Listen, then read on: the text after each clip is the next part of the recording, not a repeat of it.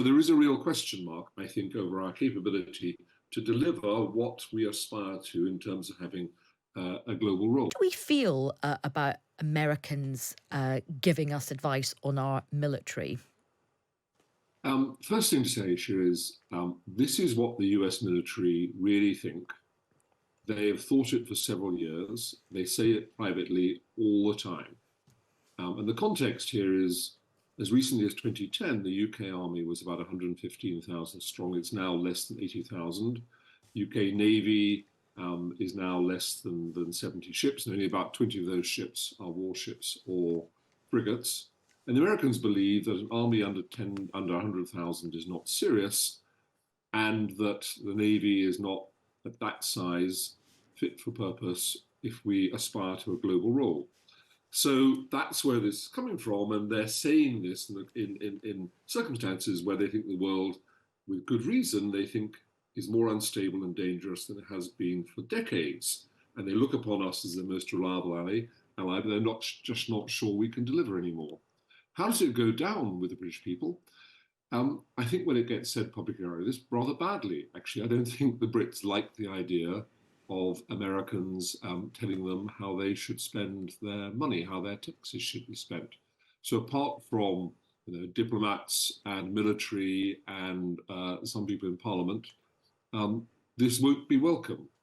But I would say that there is some justification for it, though perhaps it's not brilliant to say it as publicly as they have. Yeah, it's a tricky one, isn't it? Because I suppose, the Americans probably wouldn't like it if, British diplomats were lecturing them. But as you say, there's a kernel of truth in all of this. And there has been a lot of conversation this week about the need for a bigger army. In fact, there's even been a conversation about, should something like conscription be debated in light of recent threats. I mean, taking away the diplomacy blunder, perhaps, how serious a conversation is it that we need to have in terms of our politics about the size of the British Army? Well, I think the analysis that the world is in an especially dangerous place and especially unstable at the moment is right. Now, defenders of where we've got to would say it's not a numbers game. It's also, or more importantly, it's not about whether you have 70,000 or 80,000 or 100,000. It's about the quality of the training and the quality of their equipment and interoperability with American forces. And there's a point to all that. But even so, sometimes some things are about numbers. The Royal Navy, how many ships can you put out and around the world at times of trouble? I mean, how many ships do we have down in the near the Gulf at the moment, given what's going on in the Red Sea?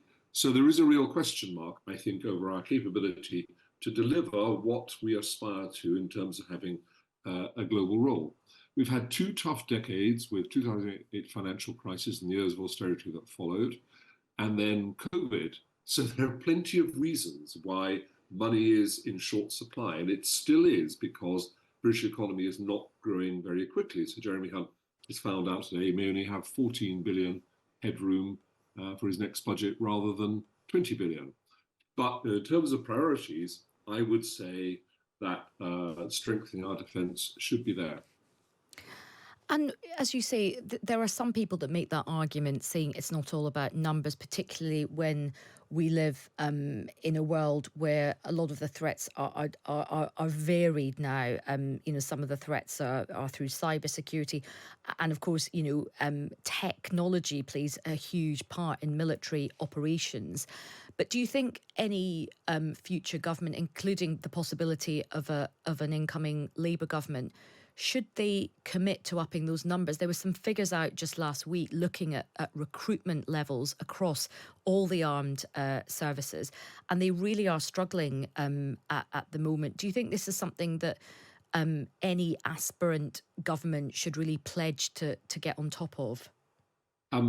I think it would be a brave call by an incoming government until the economy is growing much more strongly to say that one of the very top priorities for government spending would be more on defence when the NHS public services are in such a parlous state.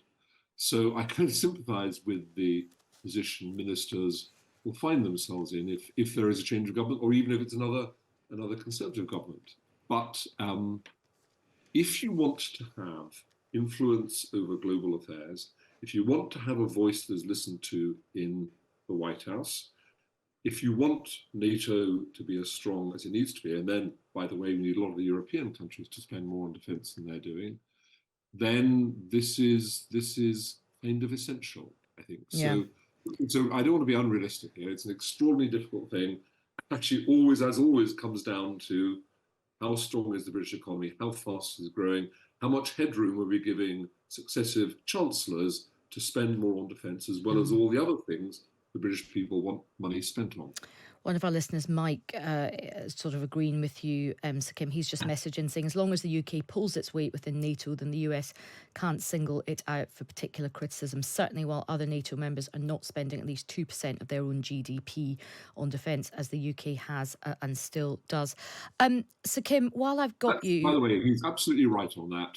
But, of course, we like to think that we have a stronger voice inside the American government, inside the White House, than other NATO allies. So if we want to keep that, then they're going to look to us to take a lead on this.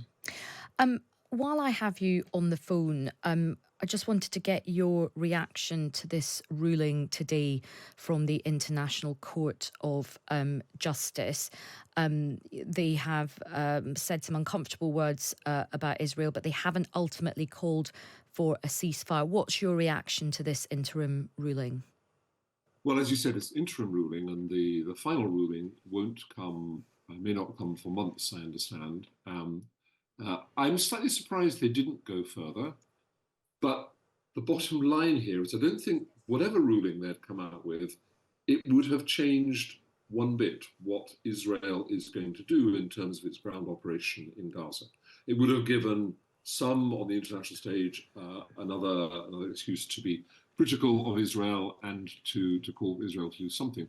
I don't think it would have changed Israeli policy. And in the end,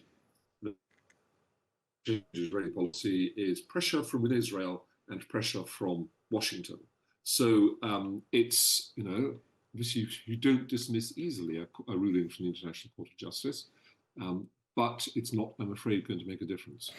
And our previous guest, Richard Spencer, said that actually the USA will be breathing a sigh of relief at this judgment because they don't have to do anything. It avoids a vote at the UN Security Council, which America would have to veto. It doesn't ask America or others to put sanctions on Israel. So his take was actually this is that America will be quite pleased with this result. Do you agree with that?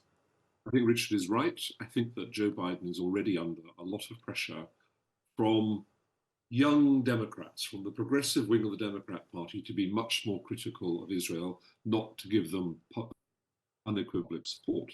And it would have made life more difficult for him if this had been a tougher ruling.